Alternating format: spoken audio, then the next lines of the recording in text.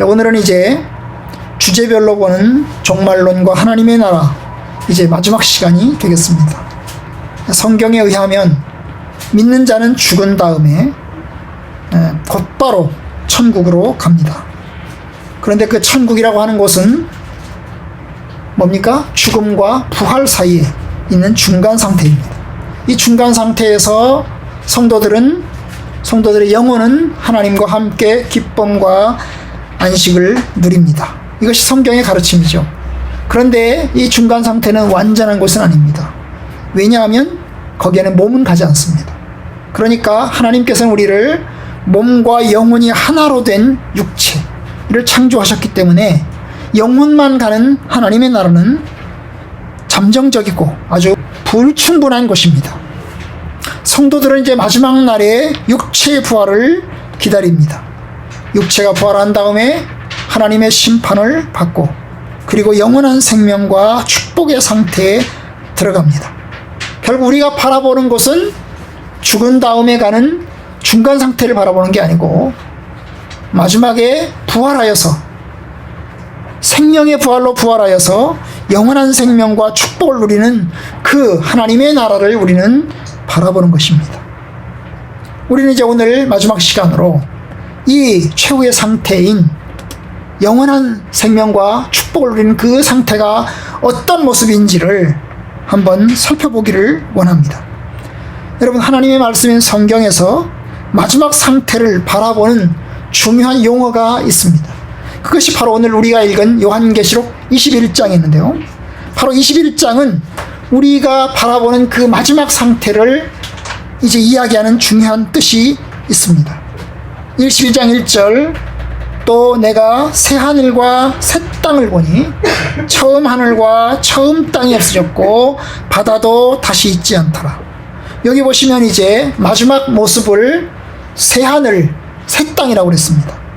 새 하늘, 새 땅입니다. 그러면 이제 옛날 땅이 있는 거죠? 옛날 하늘이 있는 거죠? 옛날 하늘, 옛날 땅 없어지고 1절, 처음 하늘과 처음 땅은 없어졌고 이 처음 하늘과 처음 땅 바다도 다시 있지 않더라. 여러분, 이곳은 하나님께서 세상을 창조하신 세상이고 지금 우리가 살아가는 세상입니다. 우리가 살아가는 세상, 이 세상은 없어진다는 거죠. 처음 땅, 처음 하늘, 처음 땅은 없어지고 그럼 뭐가 생겨나요? 새 하늘과 새 땅이 생겨나는 것입니다. 그러면 이 새 하늘과 새 땅이 생겨난다는 것, 처음 하늘과 처음 땅이 없어진다는 것을 어떻게 이해를 해야 될까요? 여러분, 성경을 연구하는, 종말론을 특별히 연구하는 성경학자들은 둘 중에 하나일 것으로 봅니다. 하나는 이 처음 하늘과 처음 땅이 없어졌다는 말이 완전히 불에 타서 완전히 없어져 버릴 것으로 보는 것입니다. 베드로후서 3장 12절에 보면 그날에 하늘이 불에 타서 풀어지고 물질이 뜨거운 불에 녹아진다는 말씀이 있습니다. 여러분, 옛날에 노아 심판은 물로 이루어진 심판이었죠. 그런데 마지막의 심판은 불에 의한 심판일 것인데 이 불에 의한 심판으로 처음 하늘과 처음 땅이 완전히 타서 없어질 것이라고 보는 겁니다. 하나님께서 창조 세계를 완전히 소멸시켜버리고 새로운 하늘과 새로운 땅을 만들 것입니다. 이것이 이제 첫 번째 보는 것입니다. 많은 사람들은 이런 가르침을 받았어요. 처음 하늘, 처음 땅 다 없어질 거야. 완전히 파괴돼 버리고 완전히 없어버릴 거야. 그리고 하나님께서 새 하늘과 새 땅을 만드실 거야. 그런데 여러분, 이 말씀을 좀 더 다르게 보시는 분들도 있습니다. 불이 지나가긴 지나가는데 옛날과 같은 하늘, 옛날과 같은 땅에 불이 지나갑니다. 불이 지나가긴 지나가는데 여러분, 타서 완전히 없어져 버리는 게 아니고 그 땅이, 그 하늘이 불에 지나가긴 지나가는데 불이 지나가면서 완전히 새롭게 정화되고 또 완전히 새로워지는 것입니다. 그러니까 여전히 같은 땅, 여전히 같은 하늘에 있긴 있는데 그 같은 하늘이 불이 지나가면서 더러운 것은 완전히 다 타버리고 더러운 세균 같은 것은 다 없어버리고 온전히 깨끗하고 온전히 새로운 것만 있을 거라는 것입니다. 이건 마치 우리의 부활의 몸과 같습니다. 여러분, 우리가 부활했을 때 지금 현재 우리의 몸이 없어집니다. 그러나 우리의 몸이 완전히 없어진다고 해서 우리의 몸이 완전히 없어지는 게 아닙니다. 우리의 아이덴티티, 우리의 정신, 우리의 생각, 우리의 기억력, 우리의 육체 그대로 가지고 갑니다. 다만 변화되는 거죠. 여러분, 예수님이 오실 때 살아있는 사람은 그 몸이 변화된다고 그랬습니다. 이 변화된다는 말은 죽을 몸이 죽지 않을 몸으로, 썩을 몸이 썩지 않을 몸으로 변화됩니다. 예수님의 몸은 이전의 몸은 아닙니다. 그러나 이전의 몸이 맞습니다. 왜요? 이전의 몸이 아닌 새로운 몸을 가지고 온 것은 아니기 때문입니다. 여러분, 예수님께서 제자들에게 자기의 육체를 보여주셨어요. 예수님의 부활을 믿지 못하는 제자들에게 도마에게 이야기했어요. 네가 내 손을 만져봐라. 내 옆구리에 손을 넣어봐라. 이야기를 하셨습니다. 여러분, 내 손을 만져보고 내 옆구리에 손을 넣어보라는 것은 뭘 이야기합니까? 주님께서 고난받으심의 흔적이 남아있는 것을 의미합니다. 주님은 부활하셨어요. 닫혀진 문으로 들어갑니다. 닫혀진 문으로 들어가요. 마치 귀신처럼 들어갑니다. 그러나 음식도 잡수십니다.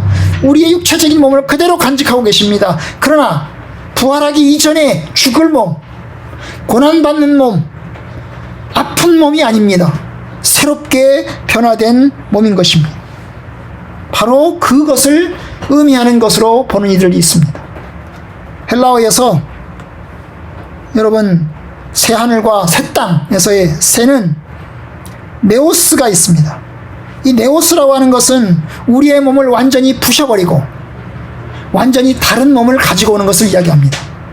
여기 있는 것을 완전히 부셔버리고 새로운 몸을 가지고 갔다가 거기다가 우리 영혼을 집어넣는 것을 이야기합니다. 그런데 이것은 네오스입니다. 그런데 또 하나가 있습니다. 카이노스가 있습니다. 이 카이노스는 뭡니까? 이전의 몸을 가지고 옵니다. 그 몸 그대로. 그런데 그 몸 그대로 쓰긴 쓰는데 그 몸을 완전히 변화시켜서 그 몸을 그대로 사용하는 것입니다. 여러분, 이 새하늘과 새 땅이라고 말할 때 이 새는 네오스가 아닙니다. 이것은 카이노스입니다. 그러니까 여러분, 우리의 몸을 완전히 새롭게 변화시켜서 주께서 우리를 부활시키시고 변화된 몸으로 주님과 함께 하는 것처럼 주님이 만드시는 새하늘과 새 땅은 처음 하늘과 새 땅을 완전히 부셔버리고 완전히 물리적으로 완전히 그냥 지근지근 밟아가지고 망치로 튕겨가지고 완전히 부셔버리고 갈고 만들어서 쓰레기통에 집어던져버리고 새롭게 가져오는 게 아니고 있는 하늘을, 있는 이 땅을 뭐예요? 더러운 병균만, 더러운 세균만, 더러운 죄악의 씨앗만 다 정화시켜서, 완전히 정화시켜서 그걸 그대로 사용하는, 그렇게 새롭게 변화시키는 겁니다. 영광스러운 새하늘과 새 땅으로 나타나는 것입니다. 그래서 이제 이 두 가지가 있는 거죠.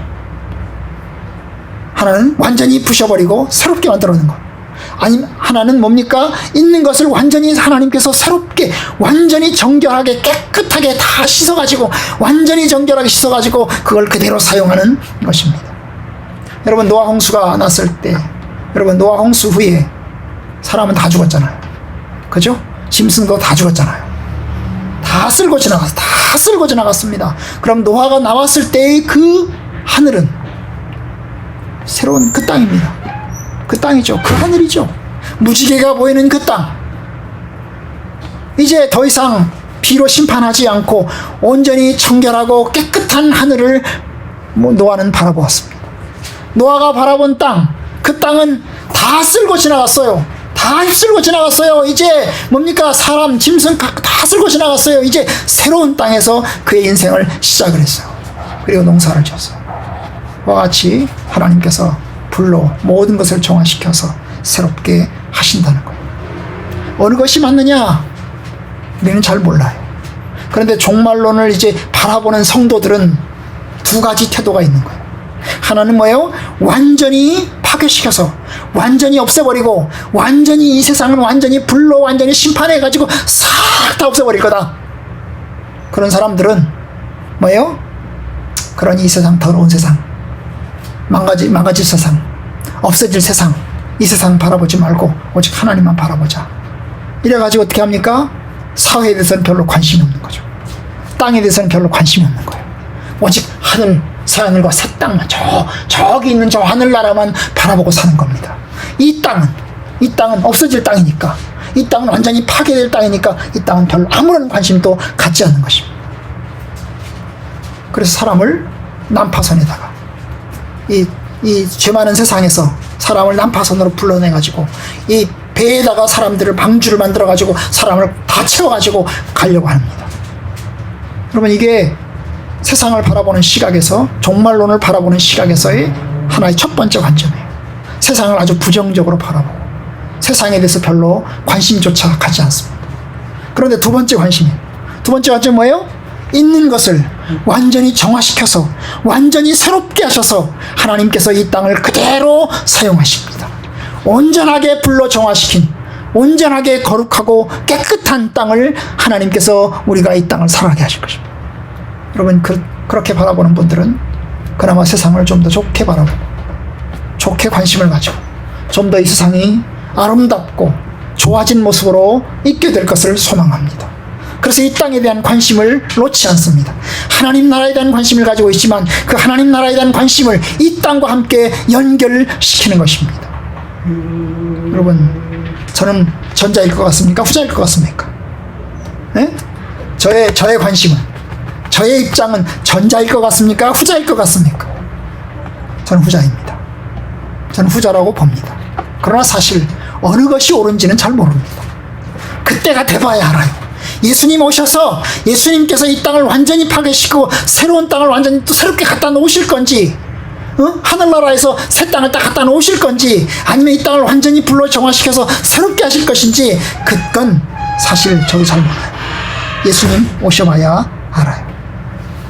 다만 우리가 아는 것은 지금 현재는 죽음이 있고 질병이 있고 고난이 있고 약함이 있고 온갖 어려움이 득실득실하고 죄가 가득 차고 죄악의 병균들이 가득 차 있는데, 마지막 때는 그 마지막의 모습은 온전히 변화되어서 하나님의 샬롬과 온전한 기쁨과 평화와 생명만이 넘칠 것이라는 것입니다. 그것은 분명합니다. 그 모습을 하나님께서 어떤 식으로 바꾸실지는 좀 더 기대하면서 바라보겠습니다. 여러분, 오늘 보면 아주 중요한 이야기가 또 하나 옵니다. 뭐냐 하면 하나님의 나라와 세상 나라, 하늘의 세상, 하늘의 하늘나라와 이 땅의 세상이 서로 합쳐지고 있는 것을 보게 됩니다. 2절, 또 내가 보매 거룩한 성 새 예루살렘이 하나님께로부터 하늘에서 내려온다. 거룩한 성 새 예루살렘이, 이게 새 예루살렘입니다. 옛날 예루살렘, 헌 예루살렘이 아니고 새로운 예루살렘입니다. 아마 헌 예루살렘은 이스라엘 나라의 팔레스타인에 있는 예루살렘을 말할 것입니다. 여러분, 이 구약의 성도들에게 있어서 이 요한계시록은요, 요한계시록의 내용은 요한계시록의 4분의 3이 구약 성경을 인용한 것입니다. 이 안에 구약 성경을 전제로 하고 있어요. 구약의 상당히 많은 예언들을 녹여가지고 요한계시록에다가 지금 이야기를 하고 있어요. 요한계시록의 9절의 4분의 3이 구약 성경이라고요. 그러면 이 구약 성경인데요, 여러분, 새하늘과 새 땅도 마찬가지죠. 새하늘과 새 땅을 생각하실 때 창세기에 만드신 하나님의 만드신 창조하신 세상의 모습과 대비되는 새하늘과 새 땅이죠. 그죠? 그걸 생각하는 거죠. 그런데 2절도 마찬가지입니다. 새하늘과 새 땅 그럴 때, 새 예루살렘 그럴 때 뭘 생각합니까? 구약시대에 이스라엘 사람들이 바라본 예루살렘, 구약시대의 예루살렘, 이스라엘 사람들이 바라보는 예루살렘. 여러분, 이스라엘 사람들은 예루살렘을 하나님의 도성으로 생각을 했어요. 예루살렘을 하나님의 도성으로 생각을 했어요. 그곳에서 하나님의 평화가 있고 하나님의 안식이 있고 하나님의 축복이 있는 것으로 생각을 했어요. 왜냐? 예루살렘에 하나님의 성전이 있으니까. 하나님의 성전이 있으니까 그 성전이 계신, 하나님이 계신 그 예루살렘은 축복의 장소이고 평화의 장소입니다. 그러나 사실 역사 속에서 이스라엘은 축복의 장소가 아니었고 평화의 장소가 아니었습니다. 아시겠지만 예루살렘은 전쟁터였고 예루살렘은 항상 전쟁이 득실득실했고 항상 위험에 노출되어 있었고 그리고 지금도 여전히 전쟁에 노출되어 있습니다. 여러분, 그런데 이 구약에서 이스라엘 사람들이 바라보는 예루살렘, 하나님의 성산, 하나님의 평화가 있고 하나님의 축복이 있는 그곳을 바라보는 그 이스라엘 사람들의 꿈과 열망이, 여러분, 요한계시록에서 이제 뭘로 나타납니까? 이 땅의 예루살렘이 아니고 거룩한 성, 새 예루살렘이 어디서부터 내려와요? 하나님께로부터, 하늘에서부터 하나님께로부터 내려온다는 거예요. 그런데 그것이 뭐 같아요? 그 준비한 것이 신부가 신랑을 위해서 단장한 것 같더라. 얼마나 예쁘고 아름답고 멋있든지, 여러분, 그겁니다. 그 새 예루살렘, 하늘의 예루살렘이 이 땅으로 내려와서 합쳐지는 것입니다. 하나님의 나라가 합쳐지는 거예요. 하나님의 나라가, 하늘에 있는 그 하나님의 나라가 이 땅에 내려와서 다시 합쳐지는 것입니다. 이 땅이 뭐가 되는 거죠? 이 땅이 하나님의 나라가 되는 것입니다.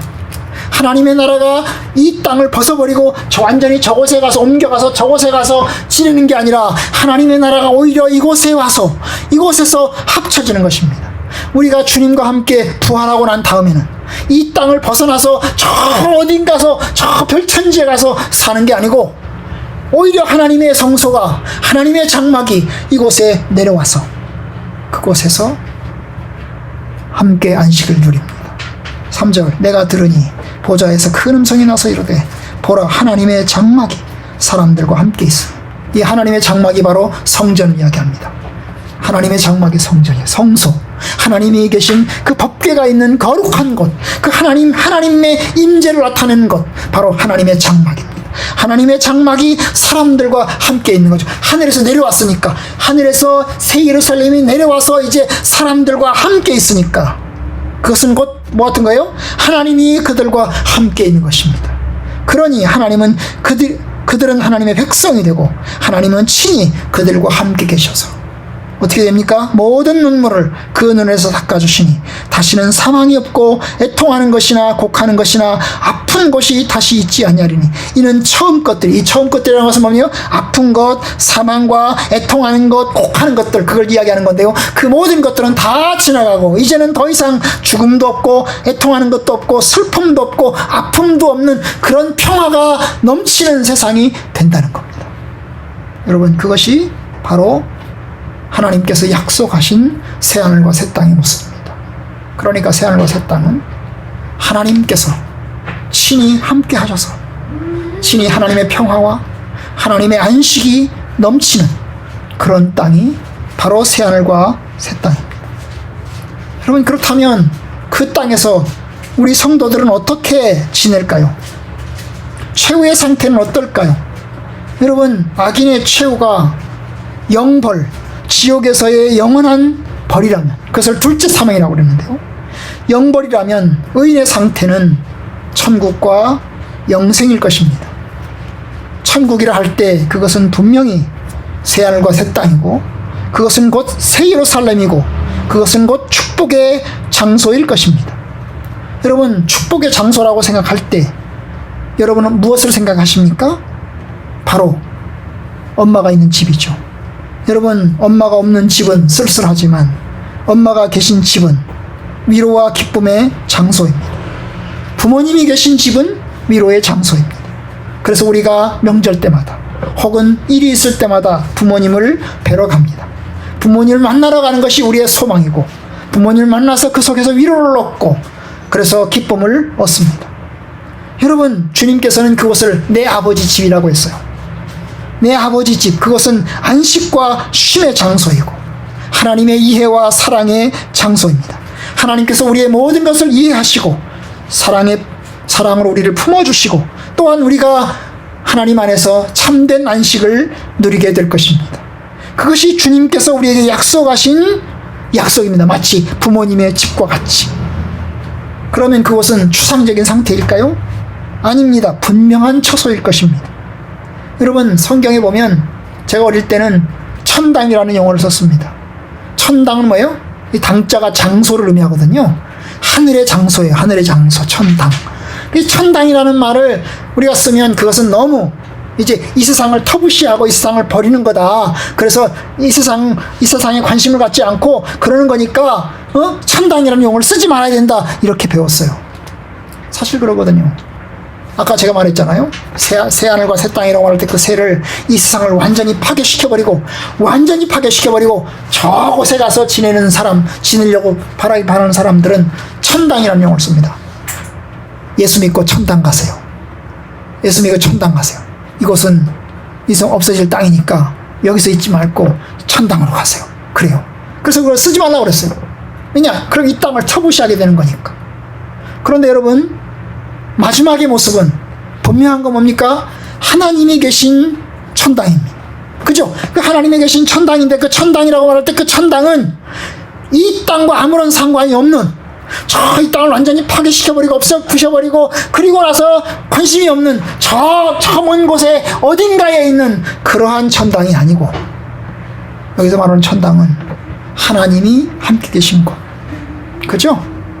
하나님의 장막이 함께 있어서 하나님의 위로가 있고 하나님의 평화가 있고 하나님이 우리의 하나님이 되시고 우리가 하나님의 백성이 되는 바로 그 기쁨의 장소, 그것이 천당입니다.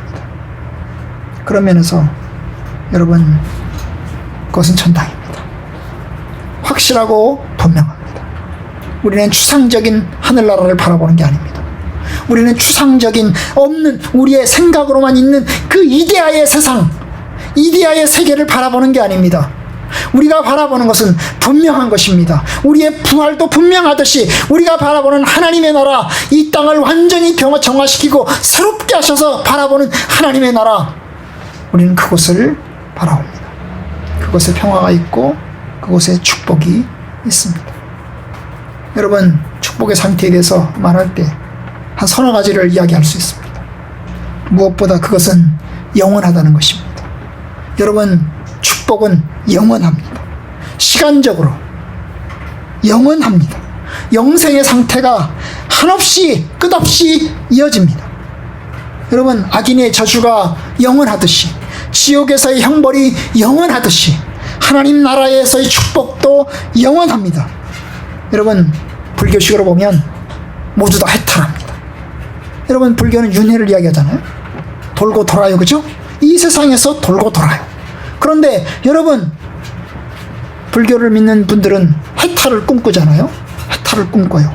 아주 예외적인 사람만, 덕을 많이 쌓고 공을 많이 수행한 사람만 해탈을 한다고 그래요. 그 돌고 도는 윤회에서 빠져나오는 거죠.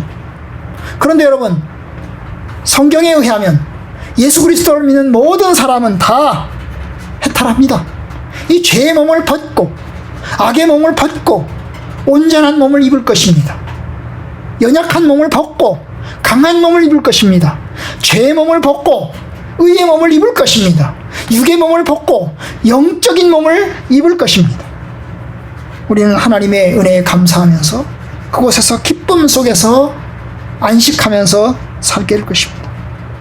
영원할 것입니다. 이 세상은 영원하지 않습니다. 이 세상은 유한합니다. 시작도 있었고 끝도 있습니다. 그러나 하나님의 세상은 영원합니다. 영원합니다.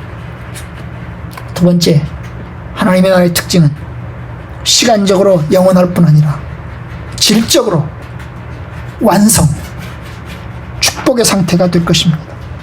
여러분, 질적으로 영생이라고 말할 때는 시간적인 의미에서 영생이 아닙니다. 여러분, 영원히 살면 뭐합니까? 지옥에서의 영원히 살면 그것은 정말 고통입니다. 그렇잖아요? 시간적인 차원에서의 영생이라고 말할 때 시간적인 차원에서만 말하는 게 아닙니다. 고통이 한없이 끝없이 이어진다면 그것은 기쁨이 아니고 저주입니다. 그러나 여러분, 축복의 상태가 영원히 이루어지는 것입니다. 그런 의미에서 축복의 상태입니다. 이제는 우리가 거울로 보는 것 같이 힘이 하나, 그때는 얼굴과 얼굴을 대하여 볼 것이요 우리가 온전히 알게 될 것이다. 여러분, 우리는 하나님을 대면하게 될 것입니다. 지금은 비록 희미하지만 그때는 완전하게 될 것입니다. 우리가 비록 지금은 외로움을 느끼지만 그때는 영원토록 그를 즐거워하면서 주님 안에서 평화와 안식을 누릴 것입니다. 슬픔이 없고 죽음도 없고 질병도 없고 밤도 없고 심지어 고난도 없는 상태, 그것이 축복의 상태입니다. 바로 이 축복의 상태를 우리는 살아가게 될 것입니다. 거기에는 악인은 절대로 들어가지 못합니다. 거룩하고 의가 있는 곳이기 때문에 악인은 그곳에 절대로 들어갈 수 없습니다.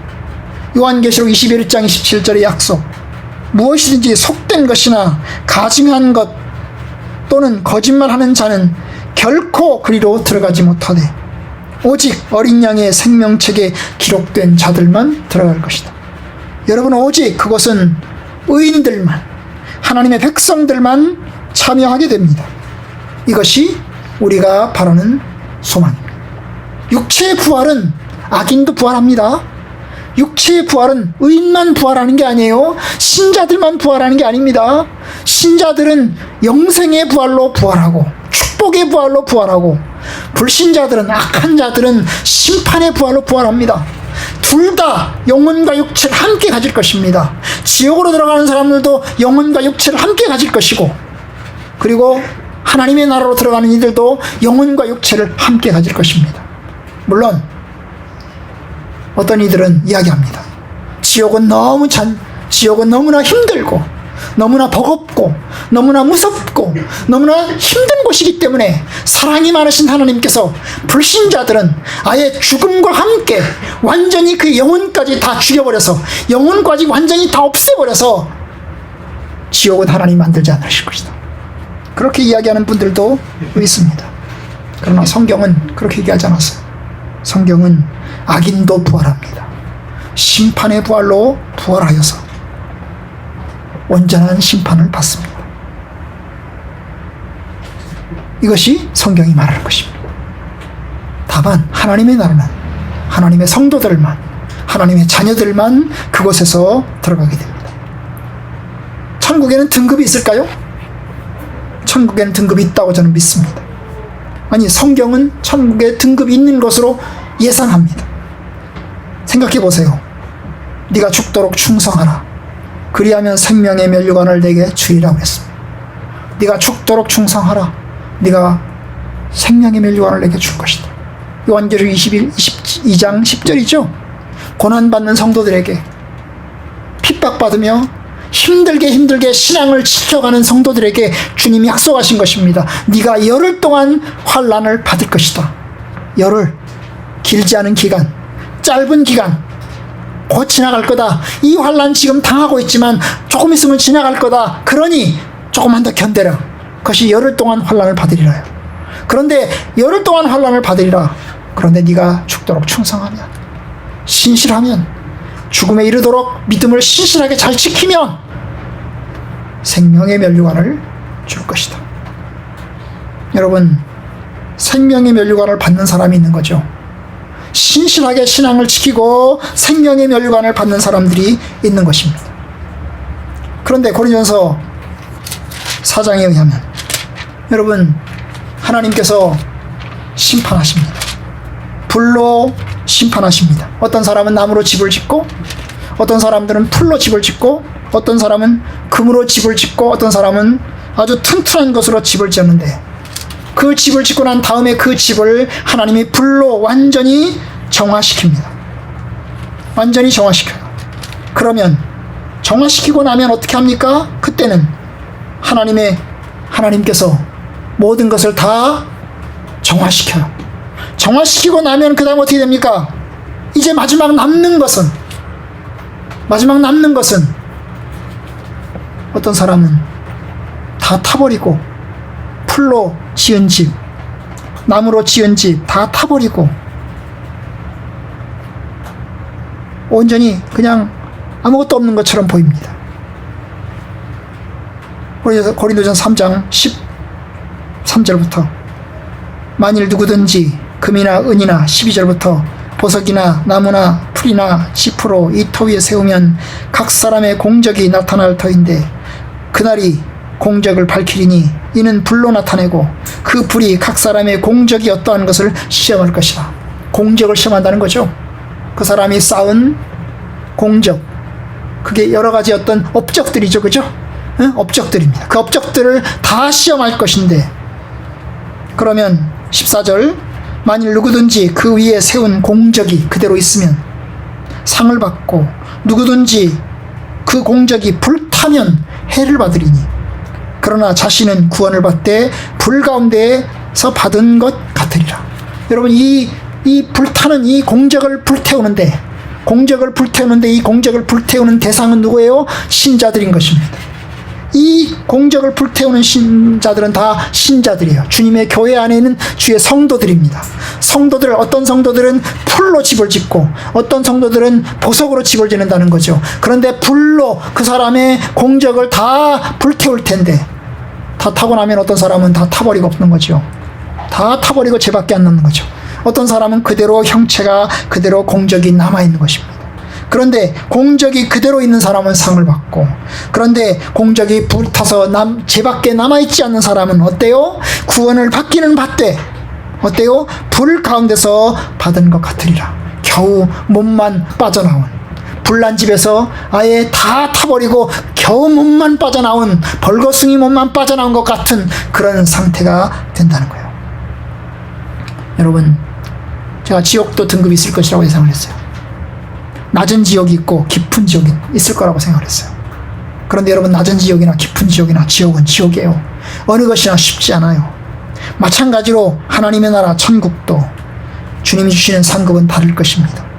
그리스도를 위해서, 복음을 위해서 십자가와 고난의 삶을 살았던 사람과 복음 안에서 뭡니까? 대충 신앙생활을 하면서 살았던 사람, 결국 공적이 다 불타서 없어지고 나니까 결국 부끄러운 구원을 받은 사람의 상급은 같을 수가 없습니다. 물론 그렇다고 해서 여러분, 천국은 천국입니다. 부끄러운 구원을 받아도 그것은 천국에 들어가 있는 하나님의 백성이고, 공적이 남아서 하나님께 큰 상급을 받아도 그건 역시 천국에 들어가 있는 사람입니다.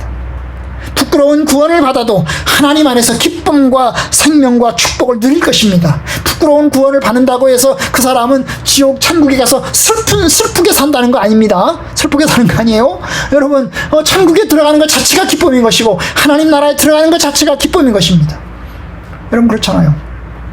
여러분, 대통령 선거를 하고 온갖 선거를 할 때 선거운동원들이 뜁니다. 같이 뛰어요. 그죠?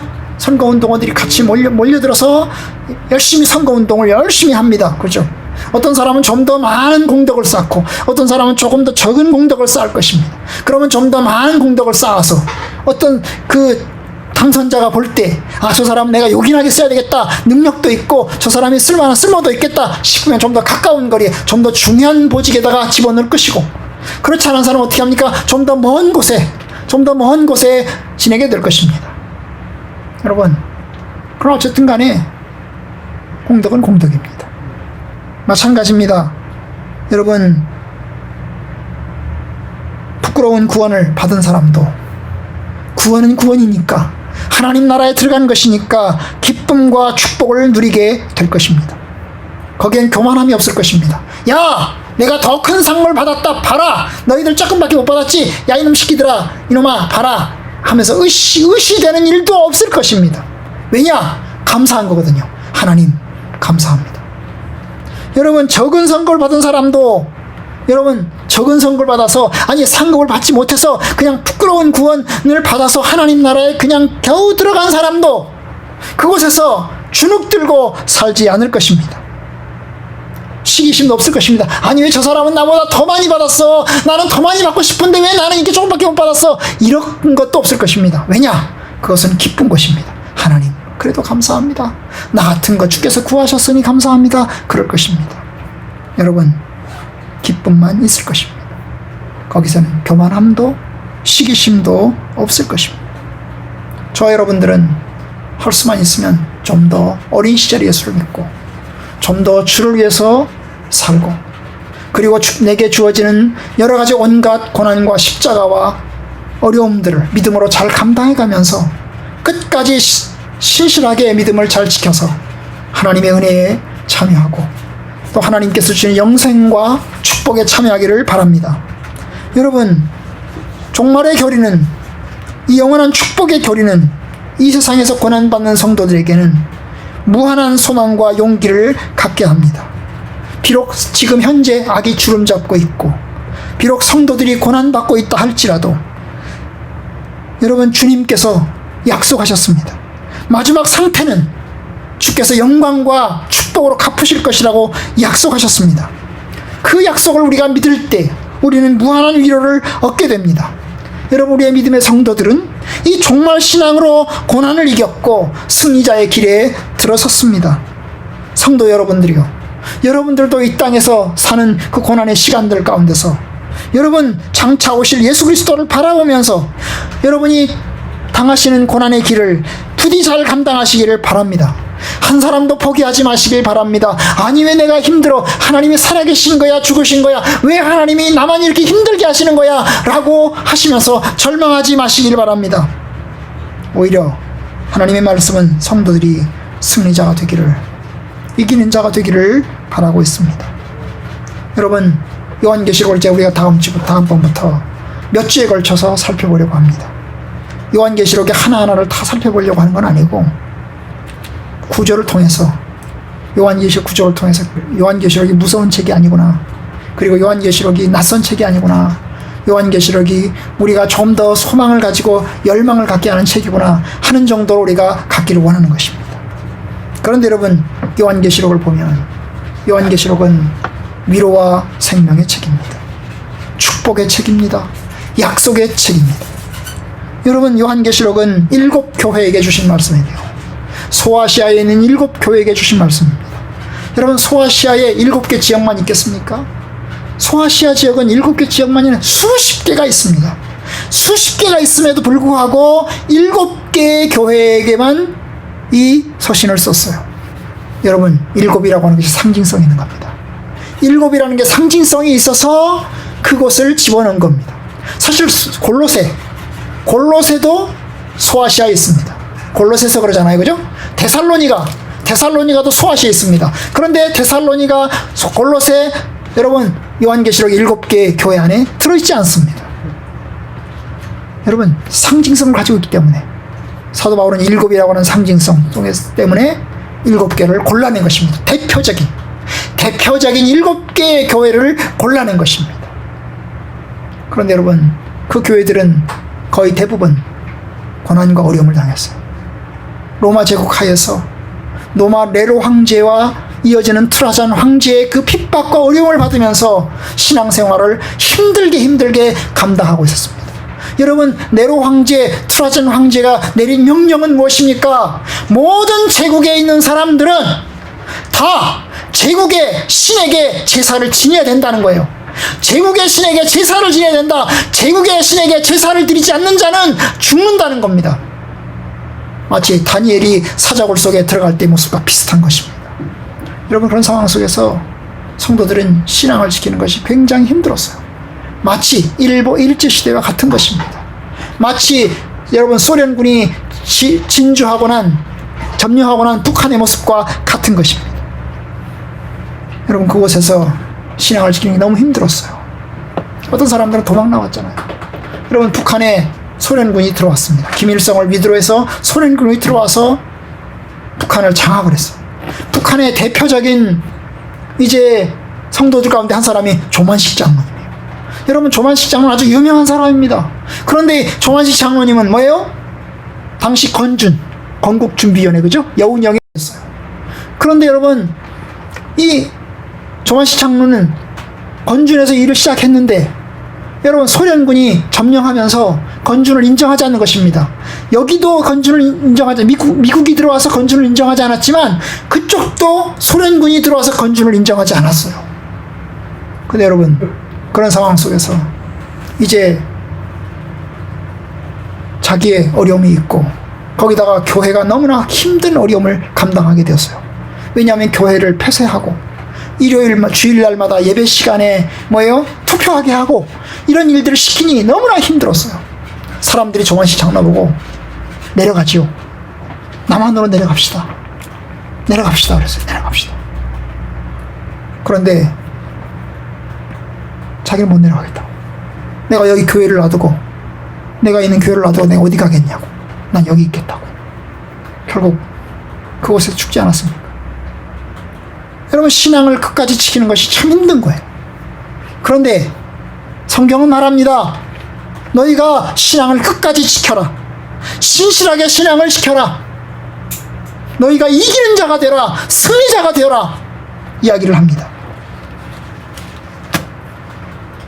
요한계시록 우리가 읽은 말씀 보면 5절 21장 5절 보좌에 앉으신 이가 이르시되 보라 내가 만물을 새롭게 하노라 하시고 또 이르시되 이 말은 신실하고 참된 이 기록하라.